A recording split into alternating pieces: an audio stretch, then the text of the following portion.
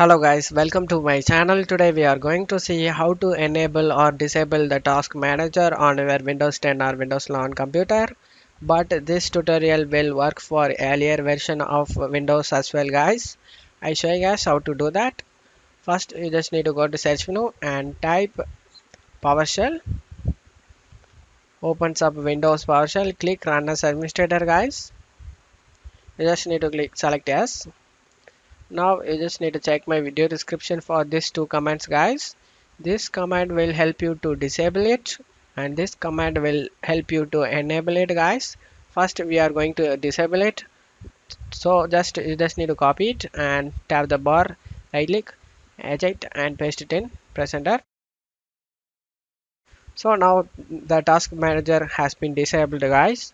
Now you just need to close it off here and restart your PC guys. For changes take effect, go ahead and restart it. After restarting your PC, your task manager is disabled guys. After that, how you can re-enable it, you just need to go to search menu again and type PowerShell. Opens up Windows PowerShell.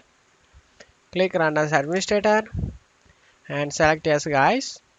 Now you just need to check my video description, this command, enable command guys. You just need to copy it and tap the bar, right click, eject and paste it, press enter.